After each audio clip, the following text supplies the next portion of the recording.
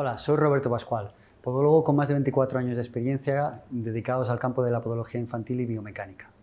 Leyes de crecimiento y su implicación en el diagnóstico y en el pronóstico. Wald, Delpech, Godin de la Fleche nos van a permitir conocer cómo va a ser la influencia de la actividad deportiva que van a realizar los niños en las estructuras anatómicas y cómo podemos utilizar estas leyes para pensar si el desarrollo evolutivo de estos niños va a estar o no dentro de la normalidad. Leyes de crecimiento óseo y sus implicaciones en el diagnóstico y en el pronóstico. No vamos a hablar mucho de diagnóstico patológico y de patología como tal, pero porque no se ha desarrollado todavía en la docencia del máster, pero sí que voy a utilizar esta presentación con una parte que a mí me resulta muy interesante, que es qué información podemos sacar de las leyes de crecimiento. Tema que yo recuerdo cuando me lo daban en la carrera, cuando yo estudié hace muchos años, te lo estudiabas de memoria, lo soltabas el día del examen y se te olvidaba. Y realmente las leyes de crecimiento, que vamos a hablar de ellas, tienen muchísima información, nos dan muchísima información y tienen muchísima implicación en el diagnóstico y en el pronóstico, tanto de los componentes de fisiología como de los componentes de patología. Y sobre todo, cuando yo me planteé desarrollar esta parte del curso, sobre todo relacionado con niños que cada vez hacen más deporte. Sabemos que la situación actual que tenemos por la COVID, los niños no están haciendo mucha actividad deportiva, pero en condiciones normales los niños cada vez más pequeños empiezan a hacer actividad deportiva reglada. Actividad deportiva reglada que conlleva un número de horas muy grande y con un gesto deportivo muy repetido. Y ese gesto deportivo en estructuras que están en crecimiento puede llegar a ser lesivo y pueden ser tanto beneficiosas como perjudiciales. Y vamos a intentar ver ese componente de beneficio y o perjuicio que puede tener ese gesto repetido o esa actividad, y ya no solo en relación al deporte, sino en relación al desarrollo de posibles patologías a nivel de rodilla, posibles patologías a nivel del pie. Y si habéis visto la clase de desarrollo evolutivo angular y torsional de los miembros inferiores, y yo os hablaba de genuvalgo, para mí las leyes de crecimiento en este componente de genuvalgo tienen muchísima importancia. Pero también la voy a utilizar con pies planos, la voy a utilizar con el alus adductus valgus, la voy a utilizar con el alus limitus, la voy a utilizar con patología de la marcha, la voy a utilizar con marcha de puntillas, con muchos de los motivos de consulta que habéis visto, que he nombrado casi los principales que podamos tener en consulta en niños. Yo voy a utilizar las leyes de crecimiento y enseñaros cómo yo justifico estas leyes de crecimiento para explicarle a los padres lo importante que es, por ejemplo, no utilizar un zapato muy blando, o utilizar un zapato que ayude al tratamiento, o no hacer patinaje, o no hacer ballet, o no jugar al fútbol, o cómo esos componentes deportivos pueden ser beneficiosos o perjudiciales para el desarrollo que pueda estar llevando su hijo. Teniendo en cuenta, ahí tenéis ese componente, una diapositiva que estaba puesta mientras yo estaba hablando, de las características del hueso en adulto. Bueno, que tiene que ser viscoelástico con comportamiento plástico, que tiene una dureza aproximadamente una quinceava del acero, que tiene una flexibilidad un poco inferior al 15-20% del acero, tiene una capacidad de elongación del hueso de un 0,3%, es mínima, que tiene una ruptura a partir del 4% de elongación dentro de ese módulo de estrés o módulo de Young, ¿vale? Que tiene una capacidad de autorreparación y remodelación. Claro, pero estamos hablando del hueso adulto. El hueso infantil, todas estas características cambian, es mucho más elástico, mucho más viscoso y mucho más plástico. Y esas características de elasticidad, viscosidad y plasticidad es lo que le permiten pues, absorber esa energía o impacto y tener una capacidad deformante, ser capaz de deformante para adaptarse a esas fuerzas sin llegar a romperse, con una capacidad de, a medida que va aumentando en edad, de tener más rigidez, ¿vale? Y capacidad de recuperarse respecto de las fuerzas. Todos estos componentes que yo os hablo de características del hueso en adulto, en niños no las tenemos tan normalizadas, pero hay una característica muy importante en el hueso del niño en crecimiento, lo vemos en esta imagen de esta radiografía, y es, ahí vemos la imagen de la rótula, y es esa imagen de esa epífisis de crecimiento que la observamos en los huesos largos, aquí en este caso estamos fémur y abajo tenemos tibia, y lo veremos también en los huesos del pie, y en estos huesos que están en crecimiento, las leyes de crecimiento es las que nos van a influir que su desarrollo pueda alterarse o no. En condiciones normales no tiene por qué alterarse, ¿de acuerdo? Pero si incluimos, como decimos, actividad que requieran mucha repetición, actividades que requieran impacto, o el límite de saber si el componente del genuvalgo que tiene mi hijo es fisiológico o patológico, podemos utilizar nuestras leyes de crecimiento para justificar todos estos parámetros. Entonces, vamos a ver qué implicaciones tienen en el desarrollo de los miembros inferiores, cómo ayudan o perjudican Estas leyes de crecimiento al desarrollo de esos miembros inferiores. Vamos a ver cuáles son esas leyes de crecimiento óseo. También vamos a hablar una de componente de partes blandas, pero principalmente leyes de crecimiento óseo.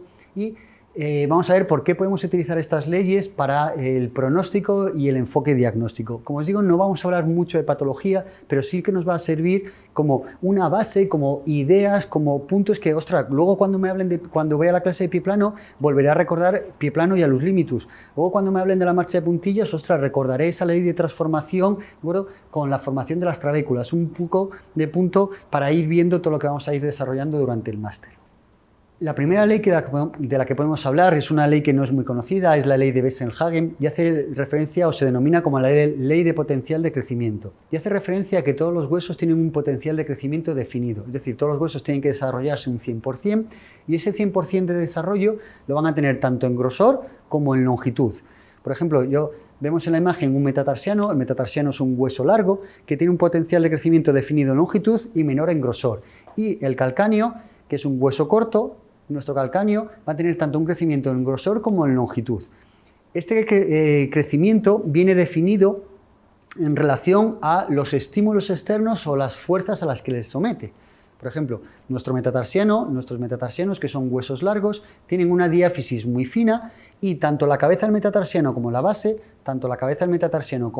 son más anchas. ¿Por qué? Porque son los elementos, las zonas anatómicas del metatarsiano que más impacto o compresión va a recibir. Como van a recibir más impacto o compresión, tienen un mayor crecimiento para ser capaces de soportar esos elementos externos. Lo mismo nos pasa con el calcáneo. El calcáneo va a recibir tanto fuerzas reactivas del suelo, fuerzas compresivas a nivel del astral relacionadas con la tibia y fuerzas tensionales. Por eso tiene un crecimiento tanto en espesor como en longitud. En esta ley no se determinó qué tanto por ciento iban a tener en espesor o en longitud, pero esta ley nos sirve y le sirvió a Julius Wolff, que a Wolff lo conocemos por el crecimiento del centro primario de osificación, pero Julius Wolff utilizó esta ley para justificar otra ley que él la llamó la ley de la transformación. Y cuando hablemos de la ley de la transformación de Julius Wolff, volveremos a la ley de Wesselhagen. ¿De acuerdo? Pero ya me está dando un poquito de información de por qué la anatomía de los huesos es como es. La segunda ley, que es de las más conocidas junto con la ley de Wolff, es la ley de Delpes-Wetter-Wollmann. La ley de Delpes-Wetter-Wollmann la podemos definir, como veis ahí, como el crecimiento en longitud de las metáfisis. Si yo leo más o menos lo que nos describe esta ley, nos dice que el desarrollo del hueso por la actividad osteogénica del cartílago de conjunción, ¿vale?, que lo podemos determinar como centro secundario de osificación o epífisis de crecimiento, está relacionado con las presiones ejercidas. Si durante el crecimiento, estamos hablando de niños, se condiciona un defecto o un defectuoso reparto de estas cargas sobre el cartílago, las zonas sometidas a presión se inhiben y las menos comprimidas se estimulan. Nos dice que sobre el cartílago de crecimiento, ¿vale?, si este es mi cartílago de crecimiento, si aquí hay mucha presión, el cartílago va a quedar más fino. En cambio, en la zona en la que no hay presión, se puede estimular y crecer de más. Bueno, vamos a ver que esto tiene muchísima relación en el componente, como veis en la imagen a la derecha, el componente de genu varo y genu valgo. Y nos dice que el crecimiento en longitud está controlado por la modificación de los condrocitos en las zonas de crecimiento. La velocidad de proliferación, la hipertrofia de las células y la síntesis o degradación de la matriz del cartílago están reguladas por las cargas mecánicas cíclicas. Esto es importante y como veis ahí está subrayado las ideas importantes. Esta segunda idea, que las cargas repetidas de forma cíclica nos ayudan al desarrollo, pero esas cargas mecánicas cíclicas tienen un límite y hablaremos de ese límite tanto en tiempo como en cantidad. ¿Vale? Y en base a esta ley se habló del síndrome, lo tenéis ahí, de Hans-Selle, ¿vale?, de estrés-adaptación. Hace referencia a que las estructuras sometidas a estrés se adaptan generando cambios. ¿Qué situaciones nosotros nos podemos encontrar en consulta en las cuales podamos utilizar esta ley? Muchas, ¿vale? Y yo os voy a poner ejemplos que nos van a servir tanto para utilizarlos ya en nuestra consulta como para posteriormente, cuando se hable de forma más detallada de esas patologías, recordar lo que hablamos en esta clase. Y yo, por ejemplo, en una situación clínica en la que puedo utilizar este complemento o este componente de la ley de Delpes-Wetter-Wollmann es en el genu varo. Lo veremos también en el genu valgo, pero os pongo, por ejemplo, primero un componente de genu varo. Ahí tenemos esto es una teleradiografía de Ángel, es un niño que se llama Ángel, de 3 años y 2 meses, que está diagnosticado de genu varo con antecedentes familiares. Hay un diagnóstico de un genu varo que se sale de la normalidad. ¿De acuerdo? Y vamos a ver la relación de la morfología de la epífisis de crecimiento con las presiones soportadas. Tiene un ángulo femorotibial de menos 9 grados, ¿de acuerdo? La medición del ángulo femorotibial es de menos 9 grados, y ahí tenemos la relación de la zona de la línea de carga, y nos vamos a la epífisis de crecimiento a nivel del fémur. Y hemos dicho que la ley de Delpech-Water-Wallman decía que aquellas zonas sometidas a presión excesiva se inhibe el crecimiento y aquellas zonas no sometidas a presión aumenta su crecimiento. ¿Qué es lo que pasa en un componente de un genuvaro? ¿O qué es lo que puede pasar? No siempre pasa, pero ¿qué es lo que puede pasar en un componente de genuvaro si esa morfología de las piernas es excesiva o este niño realiza mucho deporte? Que se puede generar una modificación de esos cartílagos o epífisis de crecimiento. Y aquí vemos cómo en la cara interna del cartílago de crecimiento, que es la zona más sometida a presión, ese cartílago se está inhibiendo y es más pequeño, y en la zona externa ese cartílago está aumentando. Si esta modificación de la estructura del cartílago se mantiene en el tiempo, a medida que este niño con este genuvaro vaya creciendo, por sí solo no se va a normalizar. Entonces esto es un punto importante porque nos está diciendo que cuando tengamos dudas de si un genuvaro es fisiológico o patológico, o un genuvalgo, que lo veremos a continuación, si tenemos una teleradiografía, podemos utilizar la información de la ley de Delpech-Water-Wallman para determinar si podemos pensar si el desarrollo evolutivo de este componente genuvaro, que por edad podría estar dentro del límite, pueda ser fisiológico o no. En este caso se sale de la normalidad y se utilizó, en este caso, la teleradiografía, valorando la morfología de ese cartílago de crecimiento o epífisis para valorar si ese genuvaro era fisiológico o patológico. Pero lo mismo podemos tener un componente de genuvalgo